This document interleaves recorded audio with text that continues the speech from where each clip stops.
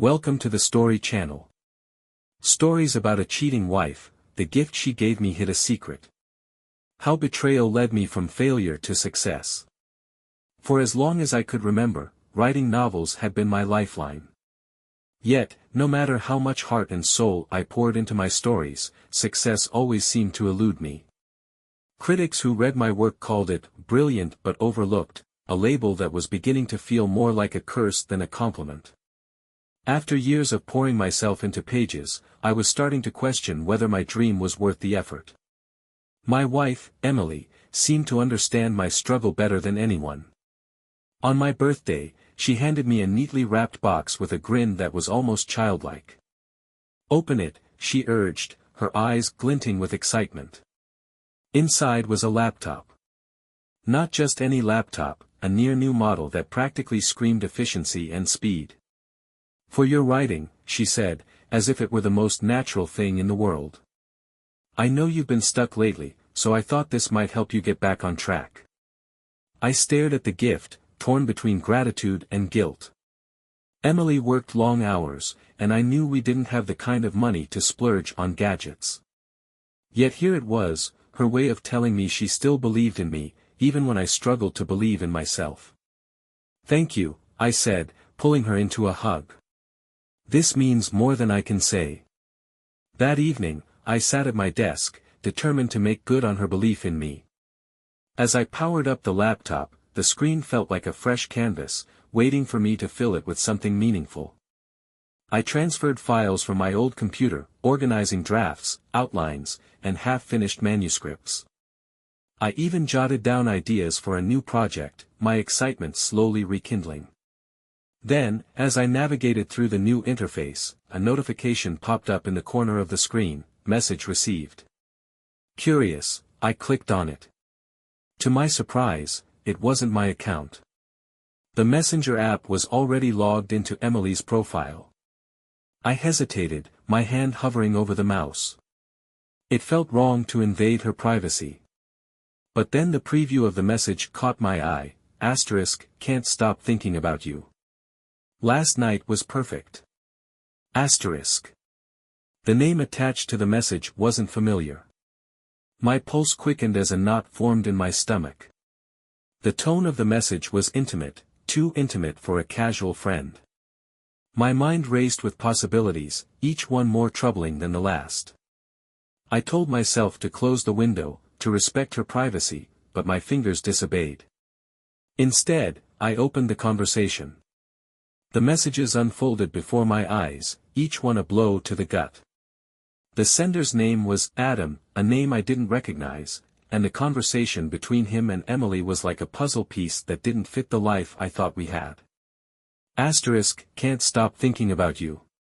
Last night was perfect," Adam's message read.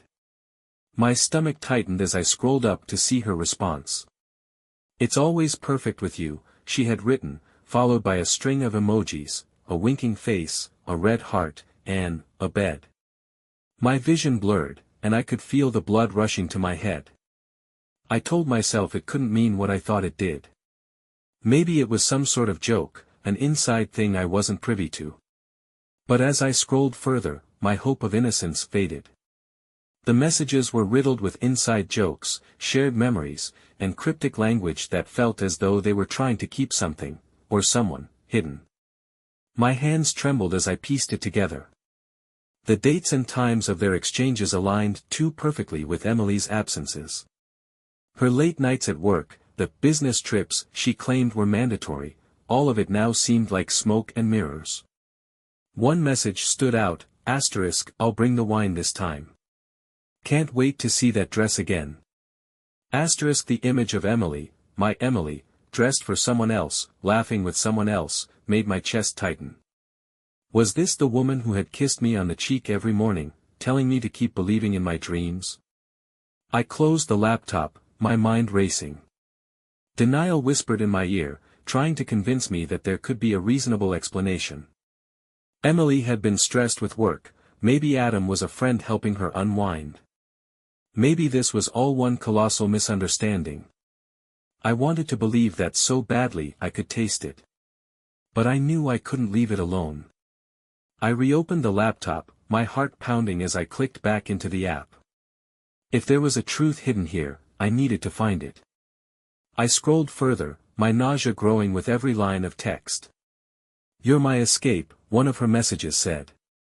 Another, asterisk, "last weekend was so perfect. Can't wait for the next time we're alone." Asterisk. I sat back, numb. This wasn't just a passing fling.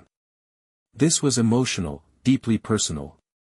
It wasn't just the betrayal that stung, it was the idea that she had shared parts of herself, parts one thought were mine alone, with someone else. My head swirled with memories of our marriage, the promises we made, the nights we stayed up dreaming of the future, the mornings she'd sit beside me with coffee, encouraging me to keep writing. How much of it had been real? How much had been a lie? The last message I read before closing the laptop shook me to my core, asterisk, "same time next week. I'll make up an excuse to get away." I couldn't breathe. The betrayal was no longer a suspicion. It was fact, staring back at me in black and white. I needed to know more, but more than that, I needed to know why. And I needed to know if she felt any guilt at all. I've always believed that curiosity is both a gift and a curse for writers. It's what allows us to build worlds and create stories, but it also makes us dig, sometimes deeper than we should. Sitting there with the laptop, I felt the weight of that curse more than ever. I knew I should stop, should confront Emily directly, but the need to know everything was too strong. If my life had just turned into a novel, I needed to understand its plot. I reopened the Messenger app and began scrolling through the archived messages, each one unraveling more of the story I didn't want to read. It wasn't just Adam's words that stung, it was hers. The way she responded with warmth and intimacy, the kind she hadn't shown me in months. Phrases like, "You make me feel alive again," and "I've missed you so much," leapt off the screen, each one twisting the knife deeper. The timestamps told their own story. They aligned perfectly with her supposed work trips and late nights. The excuses that had once seemed so plausible now felt like cruel jokes. I could even recall some of those nights vividly, the time she'd called me from a hotel, her voice soft and affectionate, saying she couldn't wait to come home. I'd believed her then. I'd missed her. But now I wondered if she'd hung up the phone and turned to him. Halfway through the conversation archive, I found the first real piece of proof that shattered any remaining hope of innocence. A photo. It was slightly blurry, but there was no mistaking the hand in the frame, her hand. The delicate bracelet she always wore, the one I'd given her on our anniversary, was unmistakable. Beside it was a wine glass, and across the table, a man's hand reached out to meet hers. The caption read, asterisk, "Here's to us." Asterisk. I stared at the photo for what felt like an eternity, my mind racing through every possible scenario. Maybe it wasn't what it looked like. Maybe this was some elaborate misunderstanding. But deep down, I knew better. It wasn't just the picture. It was the context, the words, the tone of their entire conversation. This wasn't some harmless flirtation. This was something deeper, something real. I scrolled further, each message a dagger. They talked about places they'd been together, restaurants, parks, even a cabin in the mountains. I remembered Emily telling me about a weekend work retreat in the mountains a few months back. She'd come home with stories of long meetings and team-building exercises. Now I knew the truth. The messages were filled with references to their private jokes, shared memories, and plans. That was the hardest part. They weren't just reminiscing. They were planning for the future. There was talk of another weekend away, a trip abroad, and even casual musings about what life might look like if they didn't have to hide anymore. My chest tightened as I read those words. I'd always thought of our marriage as solid, unshakable. Sure, we'd had our struggles. Money was tight, and my writing career hadn't exactly taken off. But I'd thought we were a team, weathering the storm together. Now, it felt like I'd been the only one trying to keep the boat afloat while she was busy bailing water to swim towards someone else. I paused, my fingers hovering over the keyboard. I wanted to close the laptop, to walk away and pretend I hadn't seen any of it. But something in me refused to stop. I needed to know everything. If I was going to confront her, I needed to be sure. I couldn't go into this half-cocked, accusing her of something only to have her twist the story and make me doubt myself. I needed the whole truth. And so I kept digging. I searched for dates, times, locations, anything that could confirm what I was seeing. I found references to a concert she'd attended with Adam, one she told me was a girls' night out. I remembered that night vividly because I'd stayed up late working on a chapter for my latest novel. When she'd come home, she'd been flushed and happy, laughing about how her friend had spilled wine on her dress. Now I wondered if the wine story had been a convenient cover for something far more damning. As I pieced it all together, the realization hit me like a freight train. This wasn't just a fling. This was a relationship. They had history, inside jokes, shared dreams. They had something I'd thought only we shared. And now, they were making plans for a future that didn't include me. The thought of confronting her filled me with equal parts dread and fury. But before I could face her, I needed to understand how deep this betrayal ran. And I needed to understand why. The morning after discovering the messages, I woke up from a restless sleep, my mind heavy with questions and half-formed accusations. Emily was already up, bustling around the kitchen as the smell of coffee drifted through the house. She was humming softly, her face relaxed and cheerful, the picture of a loving wife. It was almost enough to make me doubt what I'd seen. Almost. "Morning," she said brightly as I walked in. "I made your favorite, eggs and toast. Thought you might need a good start after all that writing last night." I forced a smile. "Thanks." The food tasted like cardboard in my mouth, my appetite obliterated by the weight of what I knew. Every glance she threw my way, every casual touch, felt like a lie. How could she act so normal, so affectionate, when she'd been writing to another man about their next rendezvous? "You seem quiet this morning," she said, sitting across from me. "Everything okay?" I hesitated, unsure of how to respond. The urge to confront her burned in my chest, but something held me back. If I was wrong, if there was some innocent explanation, blurting out an accusation could destroy everything. And if I was right? I needed more than anger. I needed certainty. "Just tired," I said finally. "Stayed up too late." She nodded, her concern seeming genuine. "You've been working so hard lately. I know it's been tough, but I'm proud of you. You'll get there." Her words, meant to comfort, only deepened the pit in my stomach. Was this how she justified it to herself? Cheering me on while betraying me behind my back.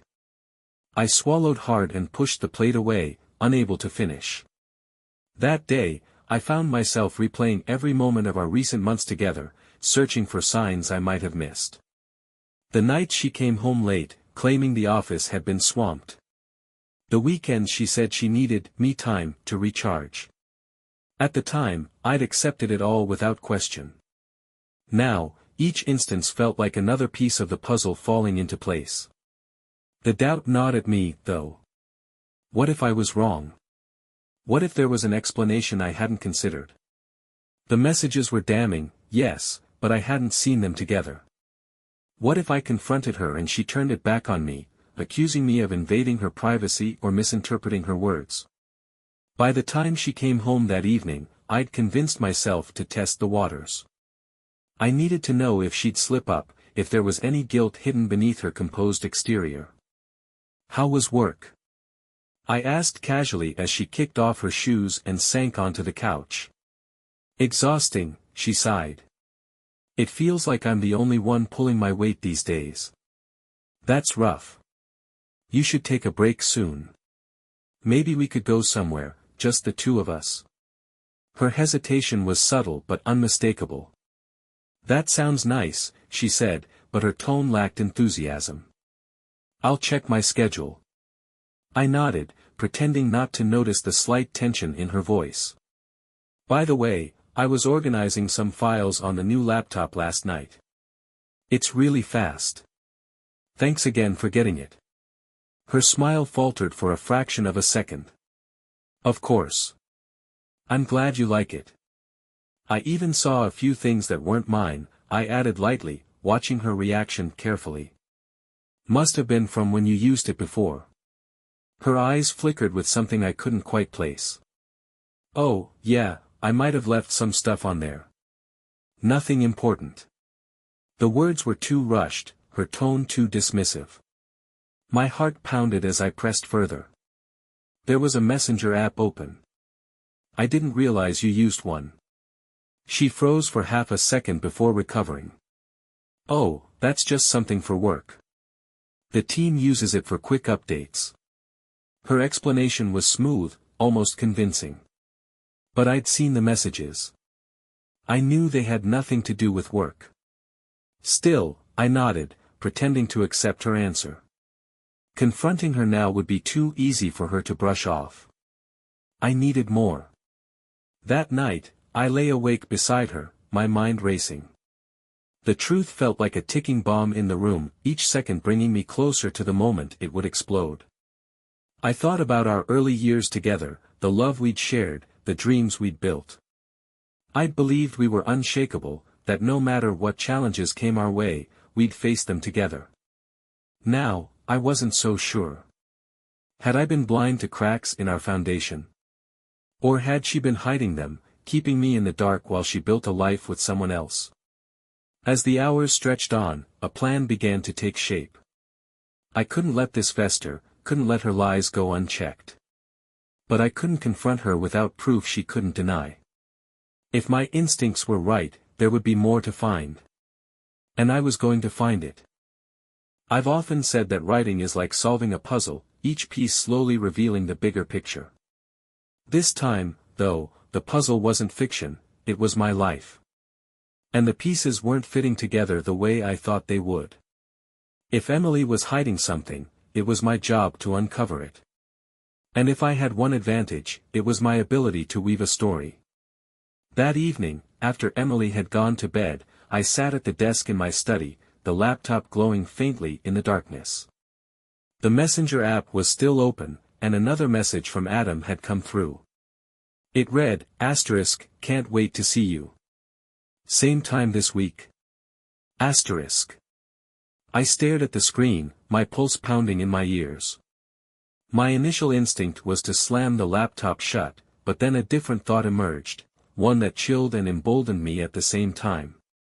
If Adam was this invested, he would respond to me, especially if he thought he was speaking to Emily.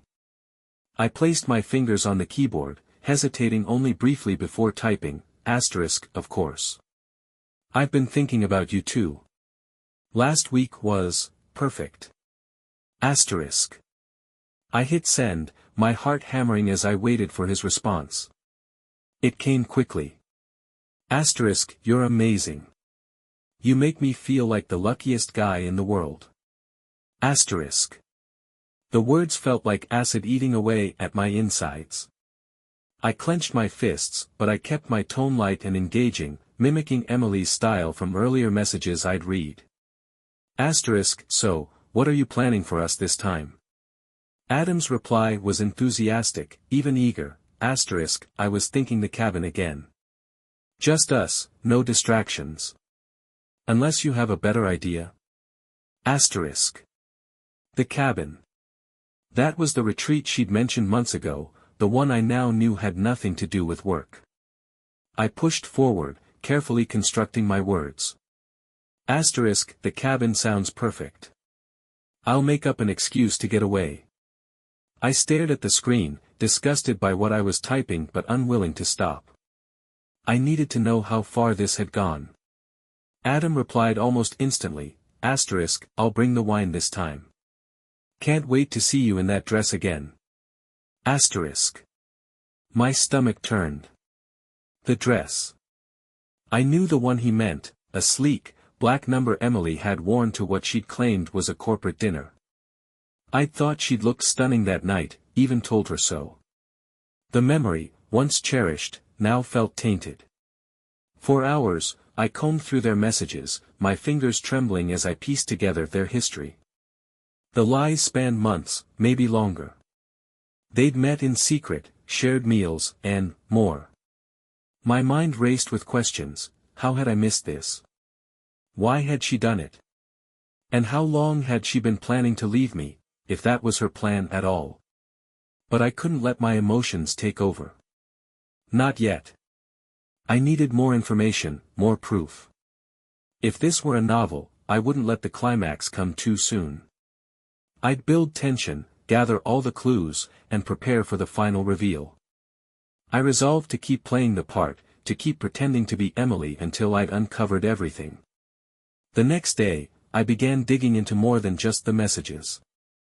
I checked our joint bank account for any unusual transactions.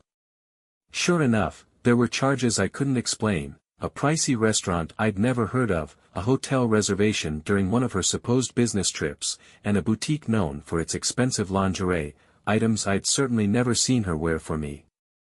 I also started paying closer attention to Emily's behavior. She was still affectionate, still attentive in her own way, but I noticed the small cracks. The way her phone was always face down on the counter. The slight tension in her voice when I asked about her day. The way she deflected whenever I suggested spending more time together. "You've been working so hard," I told her one evening. "Let's take a weekend for ourselves." She hesitated, just long enough for me to notice. "I'd love to, but things are so hectic right now. Maybe in a few weeks."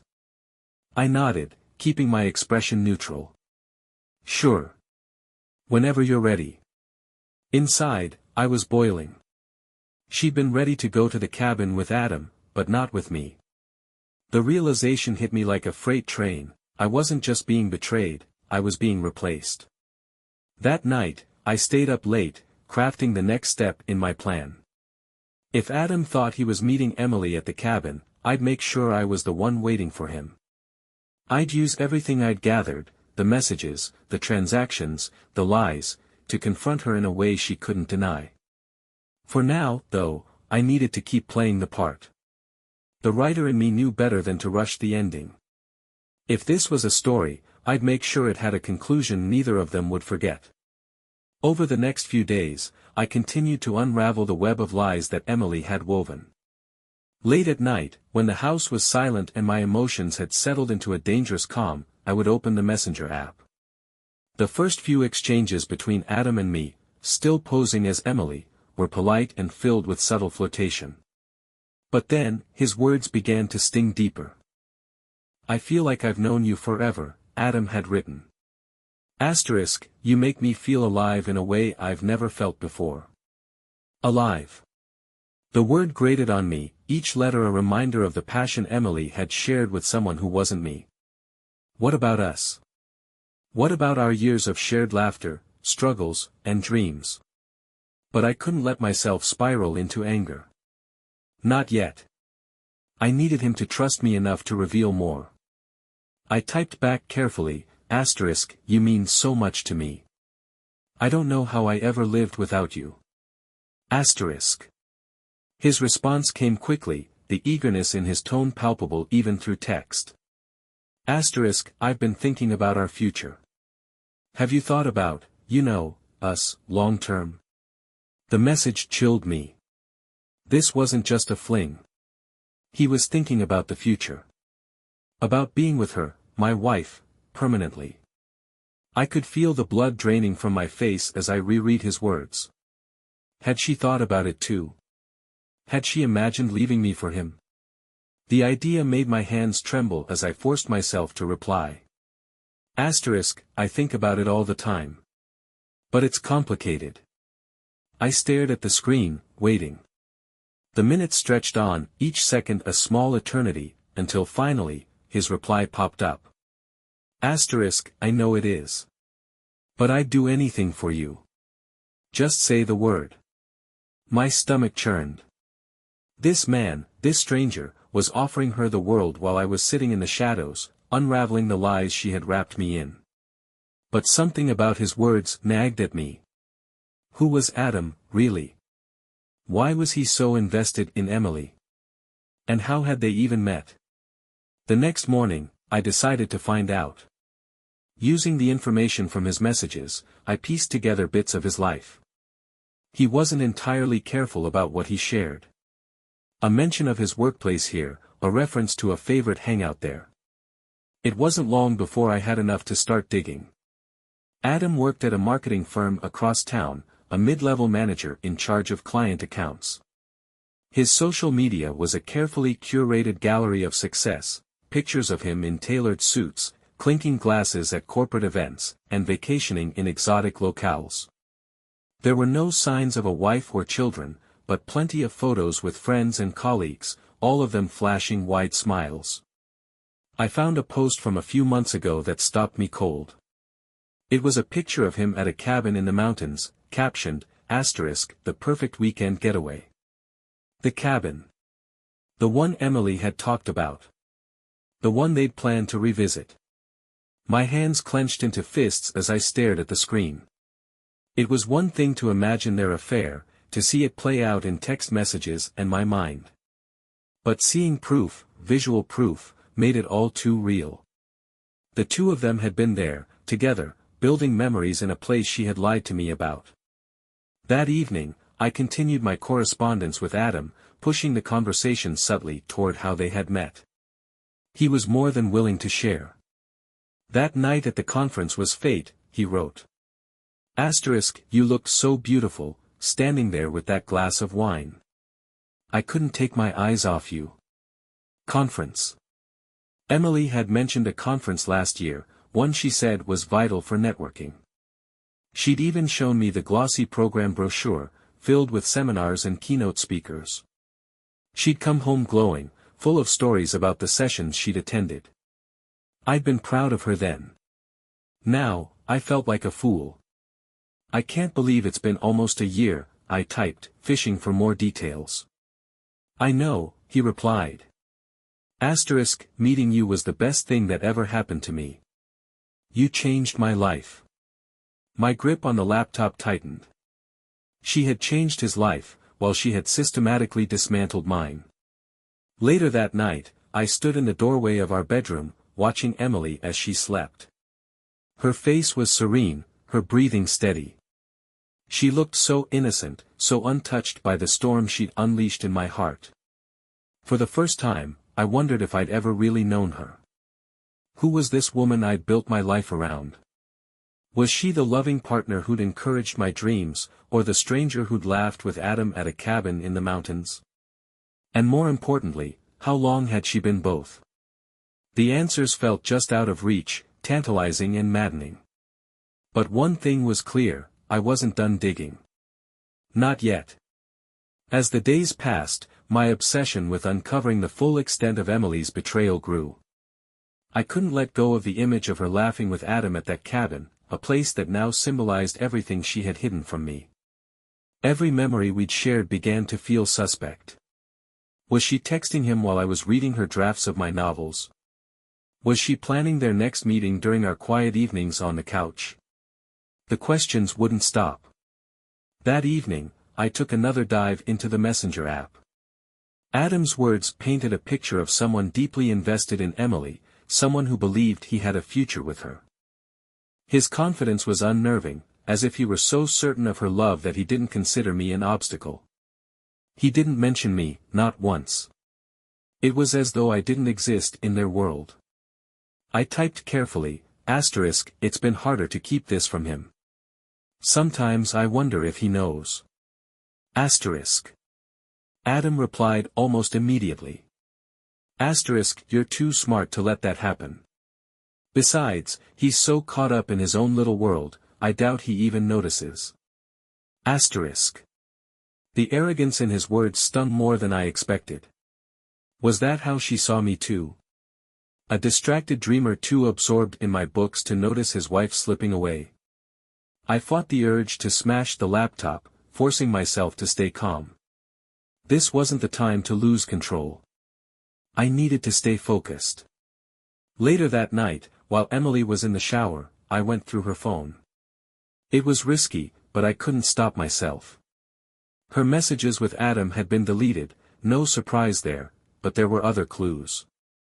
Recent photos in her gallery showed places I didn't recognize, a cozy restaurant with a candlelit table for two, a park I'd never visited, even a blurry shot of what looked like a bed strewn with rose petals. My chest tightened as I scrolled through the images, each one another nail in the coffin of my trust. But it wasn't just the photos. Her search history told its own story. Queries like romantic getaways near me and how to tell if your partner is suspicious left no doubt that she was planning her deception carefully. She wasn't just careless, she was calculated. That realization hit harder than I expected. She wasn't slipping away by accident. She was actively building a life without me. The next day, I decided to follow the threads of her lies even further. If their relationship had been ongoing for nearly a year, there would be more to find. Bank statements revealed even more damning evidence, charges at boutique hotels, expensive dinners, and high-end jewelry stores. None of those things had ever made their way to me. One particular charge stood out, a booking at a luxury spa last month, the same weekend she'd told me she was visiting her sister. I'd been so wrapped up in a new novel idea that I hadn't even questioned it. Now, I could see the pattern clearly. Every excuse, every absence, was another chapter in her secret life. That evening, I confronted her indirectly, testing her reactions. As we sat at dinner, I casually mentioned, "I've been thinking about taking some time off. Maybe we could do something together." Her fork paused mid-air, her smile faltering for just a moment before she recovered. "That sounds great, but work is so busy right now. Maybe in a few weeks." It was the same line she'd used before. I nodded, hiding my frustration. "Sure. Whenever you're free." The rest of the meal passed in silence, her focus on her plate while my mind churned with plans. She thought she was clever, thought she could keep her lies hidden. But she didn't realize I was already pulling at the threads, unraveling everything she'd built with Adam. That night, as she slept beside me, I stared at the ceiling, my mind racing. The truth was overwhelming, suffocating. But as much as it hurt, I knew I couldn't confront her yet. I needed more than accusations. I needed irrefutable proof, something she couldn't deny or twist. The writer in me understood the importance of timing. If this were one of my novels, the climax couldn't come too soon. The tension had to build, the stakes had to rise, until there was no way out but through the confrontation. I would bide my time, gather every shred of evidence, and then I would make her face the truth. For now, I had to play my part. The loyal husband, the oblivious dreamer. But inside, I was sharpening my pen, readying myself for the final chapter of this story. My days were becoming a careful balancing act between playing the part of the oblivious husband and collecting the evidence I needed. Each interaction with Emily felt like a performance, hers, scripted and calculated, mine, deliberate and probing. I was no longer sure who she really was, but I knew what I needed to do next. The opportunity came one evening when Emily mentioned that her company had an upcoming retreat. "It's one of those weekend team-building things," she said, avoiding my eyes as she rinsed the dishes. "You know how they like to overdo it." Her voice was casual, but the tension in her shoulders gave her away. My pulse quickened.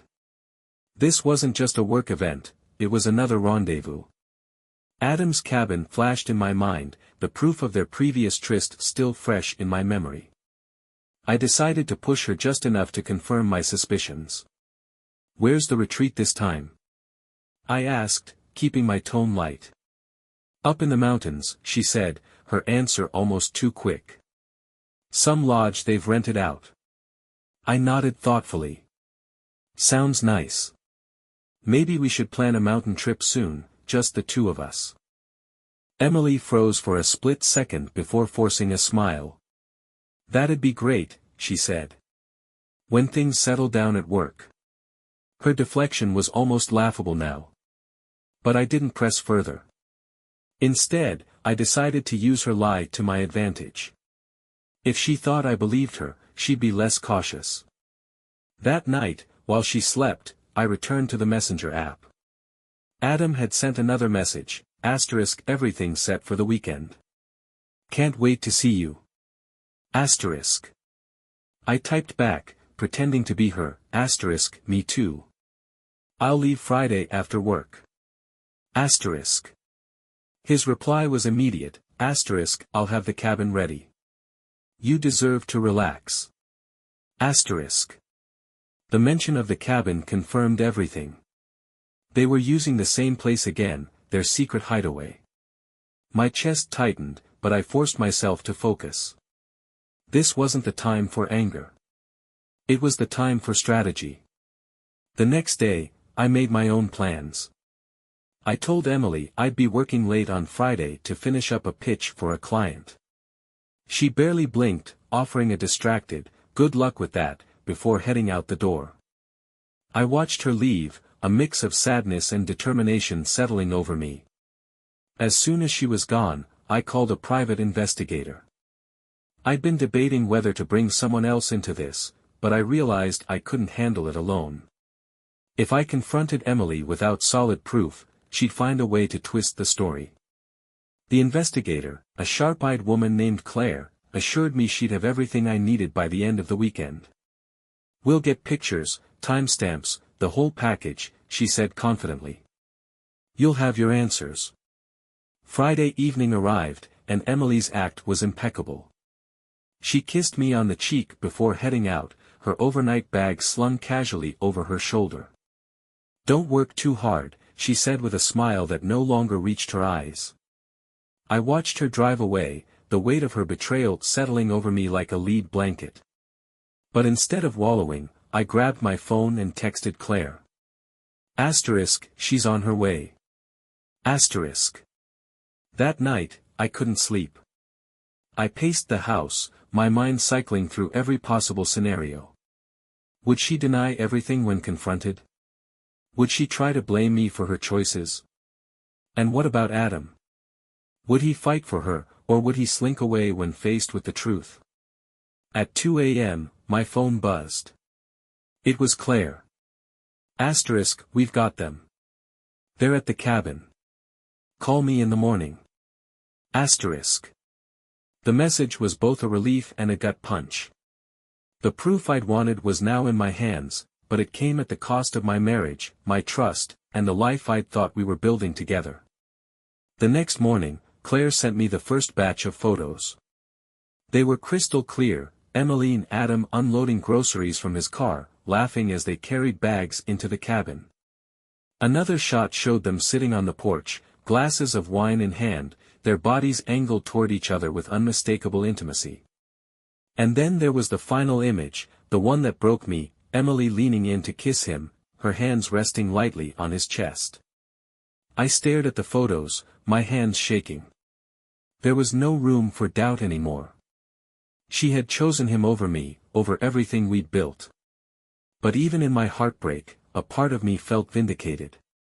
I'd known the truth, and now I had the proof to back it up. The time for subtlety was over. It was time to confront her, to bring this charade crashing down around her. But I wouldn't do it in anger. No, I'd make sure she felt the full weight of her choices. And then, I'd decide what came next for me. The confrontation had to be carefully planned. I knew that barging into the cabin in a fit of rage would only give Emily and Adam the upper hand, allowing them to twist the narrative or play the victims. No, I needed to control the story, just like I would in one of my novels. That Saturday morning, I sat at my desk with the photos spread out before me. Each image was a testament to her betrayal, a visual confirmation of what I had feared for weeks. My mind raced with possibilities as I drafted the words I would say. By midday, I decided that my presence alone wouldn't be enough. I needed witnesses, someone neutral to observe and verify what was about to unfold. Claire, the private investigator, agreed to come along and stay out of sight, ready to capture anything that might unfold in real time. People often try to spin the truth when confronted, she warned. Let's make sure they can't. As the sun dipped low, painting the horizon in shades of orange and pink, I found myself standing in front of the cabin. My car was parked a short distance away, hidden by the dense tree line. Claire had arrived earlier, positioning herself nearby with her camera ready. I approached the door, my heart pounding in my chest. Voices drifted out from inside, Emily's laughter mingled with Adam's low tones.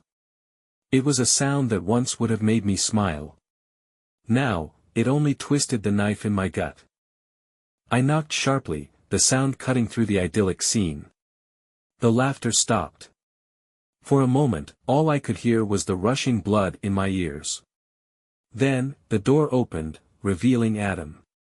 His smile faltered when he saw me, confusion flickering across his face. Can I help you? You could start by stepping aside, I said, my voice steady despite the storm brewing inside me. Emily appeared behind him, her face paling as our eyes met. What are you doing here? She asked, her voice trembling. We need to talk, I said, stepping past Adam without waiting for an invitation. The cabin's interior was cozy, almost romantic. A bottle of wine sat half empty on the table, 2 glasses beside it. A blanket was draped over the couch, and the faint scent of candles lingered in the air. It was a stark contrast to the tension now filling the room. Adam closed the door behind me, his posture defensive. Look, I don't know what's going on, but you can't just. Stop, I said sharply, cutting him off. This has nothing to do with you. Not yet. I turned to Emily, holding up the photos Claire had sent me. Do you want to explain this? Her eyes widened as she looked at the images, her hand flying to her mouth. Where did you? How did you? That doesn't matter, I said coldly. What matters is that you lied. Over and over again. To my face. To yourself. To him. I gestured toward Adam, who shifted uncomfortably. Emily's voice cracked as she spoke. It's not what you think. Don't, I snapped, my patience finally breaking. Don't insult me with more lies. I've seen everything. The messages, the photos, the receipts. I know about the cabin. I know about your plans. Tears welled up in her eyes, but I couldn't tell if they were from guilt or fear. I didn't mean for this to happen. Adam stepped forward, his hands raised as if to defuse the situation. Look, man, I think we should all just take a step back and. You don't get to talk, I said, my voice low and dangerous. You knew she was married. You knew, and you didn't care. So sit down and shut up. He hesitated, then sank onto the couch, his jaw clenched. Emily reached for my arm, but I stepped back, putting distance between us. Do you have any idea what you've done? I asked, my voice breaking despite my effort to stay composed. The years we spent building a life together, the trust one thought we had. You threw it all away. She shook her head, tears streaming down her cheeks. I didn't mean to hurt you. It just happened. It didn't just happen, I said, my anger flaring again. You made choices. Every lie, every secret, every trip to this cabin, those were choices. Silence fell, heavy and suffocating. Emily's sobs were the only sound, but they did nothing to soften the rage and heartbreak coursing through me. Finally, I turned to Adam, who sat stiffly on the couch. You can have her, I said flatly. Because I'm done. Without another word, I walked out, leaving them both to face the wreckage of what they'd created. Outside, Claire gave me a small nod, her camera slung over her shoulder. You did well, she said quietly. I didn't feel like I'd done well. I felt like I'd just closed the final chapter of a book I never wanted to write. The drive to the cabin was surreal. I had played the scene out in my head so many times, imagining what I would say, how I would act, but nothing could prepare me for the reality. The air was heavy with anticipation and the faint scent of pine, and the winding mountain roads seemed endless. My hands gripped the steering wheel tightly as I rehearsed my words for the 100th time. Claire had sent me a message earlier that morning, they're still there. Be ready. She was stationed nearby, ready to capture anything that might happen. Her presence gave me some confidence. This wasn't just for me anymore. It was about holding Emily accountable for the lies and deceit that had poisoned our marriage. As I approached the cabin, I parked a short distance away, out of sight. My heart pounded as I stepped out of the car, each crunch of gravel beneath my boots feeling louder than it should. The cabin was quiet, the idyllic scene betrayed by the storm raging in my chest. I knocked sharply on the door. My breathing was shallow, my pulse roaring in my ears. A few seconds passed before the door opened, revealing Adam. His expression shifted from confusion to alarm as he realized who I was. "What the hell are you doing here?" he demanded, his voice defensive. "Get out of my way," I said, my tone calm but firm. Without waiting for a response, I stepped past him into the cabin. Emily was sitting on the couch, her wine glass halfway to her lips. When she saw me, her face went pale, the glass trembling in her hand. What are you doing here?" I held up my phone, displaying one of the photos Claire had sent me. "Care to explain this?" Her eyes widened, and she set the glass down shakily. I don't know what to say." "Try the truth for once," I snapped, my voice rising despite my efforts to stay composed.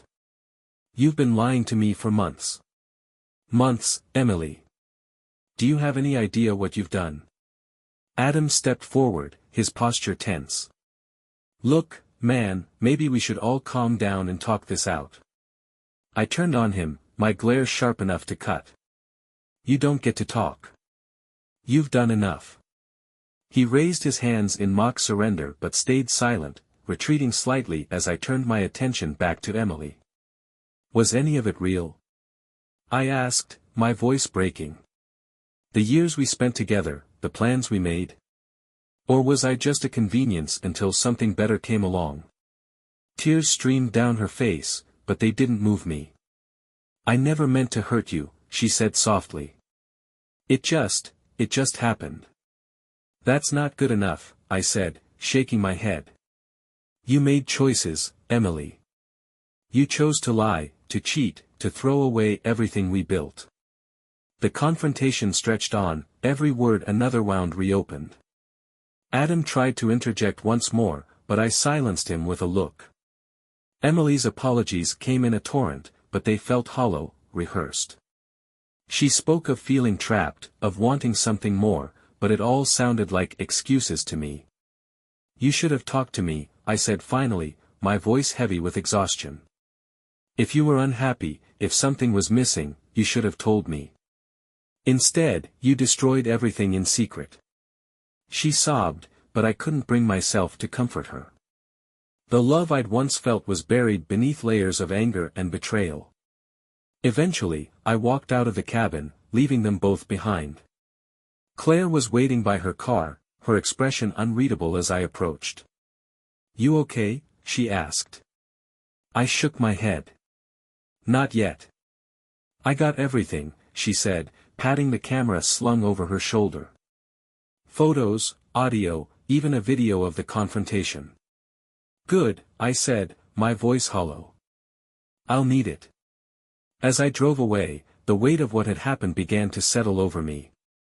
The confrontation had brought some closure, but it had also opened a new chapter, one filled with uncertainty. What came next? Divorce? A fresh start? Or would I let this betrayal define me, dragging me down into bitterness and regret? I didn't have the answers yet. But as the mountain roads unwound before me, one thing was clear: I couldn't go back to the life I'd known. That life was over. Now, it was up to me to figure out what came next. The days after the confrontation blurred together, a haze of anger, sadness, and quiet reflection. The house felt emptier than ever, even with Emily still there. We moved around each other like ghosts, the weight of our unspoken future suffocating every room. At night, I would lie awake, staring at the ceiling, replaying the confrontation over and over. But in the silence, another thought began to creep in, a need to channel my pain into something I could control. For the first time in weeks, I sat down at my desk and opened a blank document. The blinking cursor seemed to mock me at first, daring me to put words to the chaos swirling in my mind. But then, slowly, the story began to take shape. It wasn't about us, not exactly. The characters were different, the setting fictionalized, but the emotions were real. Betrayal, heartbreak, the quest for closure, they all poured out of me, each word a catharsis. I wrote with an intensity one hadn't felt in years, the pain sharpening my focus rather than dulling it. In my story, the protagonist wasn't just a victim. He was someone who rose above the betrayal, who found strength in his darkest moments. It wasn't just wish fulfillment, it was a lifeline. For every chapter one completed, I felt a piece of myself returning, as though I were reclaiming parts of my identity that Emily's betrayal had tried to strip away. Emily noticed the change. One evening, she hesitated in the doorway of my study, her eyes cautious but curious. "You're writing again," she said softly. "Yes," I replied without looking up. She lingered for a moment, as if searching for the right words, but none came. Finally, she turned and walked away. For the first time in years, I didn't feel the need to follow her, to comfort her, to fix something that wasn't mine to fix. My focus was on the story, on the words that were helping me rebuild. Claire checked in a few days later. "How are you holding up?" she asked. "I'm better," I said, surprised by how true it felt. "I've been writing again." "Good," she said. "That's what you need right now, something to ground you." She handed me a folder, the contents of her investigation neatly organized. "You'll need these for the lawyer," she said, her tone professional but not unkind. I nodded, accepting the folder. It was heavy, not just with evidence but with the weight of the decisions it represented. The confrontation had been the first step, but the road ahead was still uncertain. I continued writing, pouring myself into the manuscript every chance I got. The story evolved, growing into something raw and unflinching. It wasn't just about betrayal anymore, it was about resilience, about finding strength in the ashes of what was lost. The characters became my companions, their struggles mirroring my own in ways that felt both comforting and challenging. I explored questions I didn't have answers to. How do you move on from something that breaks you? How do you rebuild when the foundation has crumbled? The story didn't offer easy solutions, but it gave me a place to wrestle with those questions without judgment. One evening, as I was wrapping up another chapter, I received an email from my agent. She had been patiently waiting for me to send her something new, and I'd finally decided to share the manuscript, unfinished though it was. "This is incredible," her reply began. Raw, honest, and gripping. "I think this could be your best work yet. Finish it, and I'll handle the rest." Her words were a balm to wounds I hadn't even realized were still open. For years, I had struggled to find my voice, to create something that resonated beyond my own limited reach. Now, in the midst of my darkest hours, I had found something real, something powerful. Emily's presence in the house grew fainter with each passing day. We spoke only when necessary, the once familiar rhythm of our conversations replaced by awkward silences. She seemed to sense that our marriage was over, though neither of us had said it out loud yet. The papers Claire had provided sat on my desk, waiting for the moment I was ready to take the next step. But for now, my focus was on the story. It wasn't just a book anymore, it was a testament to my survival, to the strength I hadn't known I possessed. And as the final chapters began to take shape, I felt something I hadn't felt in a long time: hope. Weeks passed, and the manuscript consumed me. It became my lifeline, the one thing tethering me to a future I could control. Each page felt like a step forward, away from the wreckage of my marriage and toward something new. The story evolved with every word, and so did I. What had started as a raw outpouring of pain turned into a tale of redemption and resilience, and in writing it, I began to see the same qualities in myself. Emily stayed in the house, but we barely spoke. Her attempts to bridge the chasm between us were feeble and half-hearted, as if she knew it was too late. I caught her staring at me sometimes, her expression unreadable. But I no longer cared to decipher her thoughts. My focus was on the story, on reclaiming the life she tried to take from me. One evening, as I was finishing a particularly emotional chapter, my phone buzzed with an email notification. It was my agent again. "The publishers love it," she wrote. They're ready to offer a deal, and it's big. They're calling this a breakout book. Call me when you can. I stared at the screen, the words barely sinking in. After years of struggling, of pouring everything I had into my writing with little to show for it, I'd finally broken through. The validation felt surreal, almost too good to be true. But as the realization sank in, I felt something I hadn't experienced in months: joy. I called her immediately. She answered on the first ring, her excitement palpable. "I'm so proud of you," she said. "This book, it's special. It's going to resonate with so many people." We talked for over an hour, hashing out the details of the deal and the next steps. When the call ended, I sat in silence, letting the moment wash over me. The book was no longer just a story, it was my future. The next morning, I drafted a letter to Emily. It wasn't angry or accusatory, I'd moved past that. Instead, it was honest and final. Emily. We both know this marriage is over. What we once had is gone, and we can't go back. I've started the process to file for divorce. The papers are on my desk. Please sign them so we can both move forward. I wish things had been different. I wish you had been honest with me before it came to this. But what's done is done. I'm choosing to focus on the future now, and I hope you'll do the same. Take care. James. I left the letter on the kitchen counter and went for a walk. The crisp morning air felt invigorating, a reminder that life went on. When I returned, the papers were gone, and so was Emily. Her car wasn't in the driveway, and the house was eerily quiet. The next few weeks were a whirlwind. The manuscript went into final edits, the publisher's marketing team began planning the release, and my days filled with meetings and calls. I signed the divorce papers when they arrived, feeling a strange sense of peace as I mailed them back. I moved out of the house shortly after, finding a small apartment closer to the city. It wasn't much, but it was mine. For the first time in years, I felt like I was starting fresh, unburdened by the weight of a crumbling relationship. On the day of the book's release, I held the finished copy in my hands, its glossy cover a tangible representation of everything I'd endured. The title, chosen after much deliberation, was simple but powerful: Rising from Ruin. Reviews began pouring in almost immediately. Critics praised its raw honesty and emotional depth, calling it a masterpiece of resilience. Readers sent messages, sharing how the story had touched them, how they saw themselves in its pages.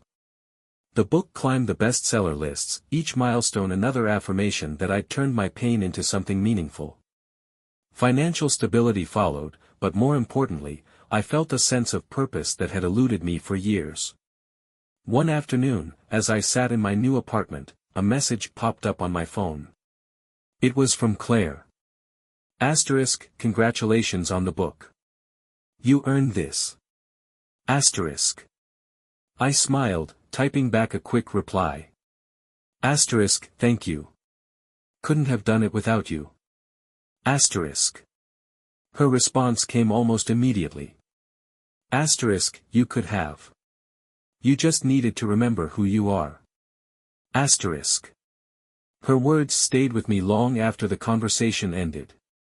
For so long, I defined myself by my failures, by the love I'd lost. But now, I realized I was more than that. I was a survivor, a writer, and someone who had found strength in the most unexpected place, within myself. #### Part 14 to 15, Triumph Amidst Tragedy. The weeks following the divorce brought a quiet I hadn't anticipated. It wasn't the oppressive silence I'd feared, but one filled with reflection and a growing sense of possibility. The manuscript was finished, the book deal signed, and for the first time in years, I felt like I was standing on solid ground. The book, *Rising from Ruin*, was released to a reception I could have only dreamed of. Early reviews were glowing, praising its raw honesty and emotional depth.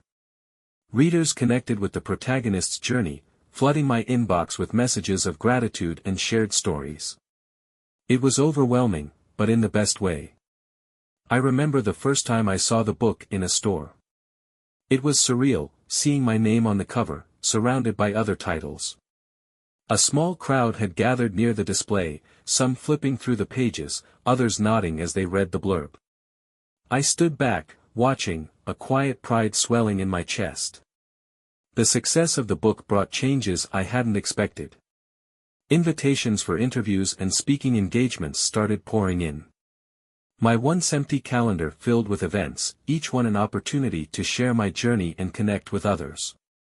It was daunting at first, but every time someone told me how much the book had meant to them, the fear faded.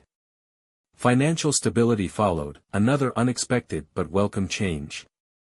For years, I'd struggled to make ends meet, pouring everything into my writing with little return. Now, the royalties and advances were more than I could have imagined. I moved into a new apartment, one with a view of the city skyline, a place that felt like a fresh start in every way. One evening, as I sat on the balcony of my new home, a copy of Rising from Ruin in my hands, I thought about everything that had brought me here. The betrayal, the heartbreak, the sleepless nights spent pouring my soul into the manuscript, it had all led to this moment. It hadn't been easy, but I'd found a way to turn the pain into something meaningful. Claire's words from months ago came back to me, *, you just needed to remember who you are. *, she'd been right. For so long, I defined myself by the things I'd lost, by the love that had been taken from me. But now, I saw myself clearly. I wasn't just a man who had been betrayed. I was a writer, a survivor, and someone who had reclaimed his life. As the city lights twinkled in the distance, I felt a sense of peace I hadn't known in years. The journey wasn't over, there were still chapters to write, both in my life and in my stories. But for the first time, I wasn't afraid of what lay ahead. Whatever came next, I was ready. The pain of the past would always be a part of me, but it no longer defined me. In its place was something stronger, something unbreakable, hope. Subscribe to our channel so that your significant other never dares to cheat on you. And don't miss the next story, it's even more shocking than this one.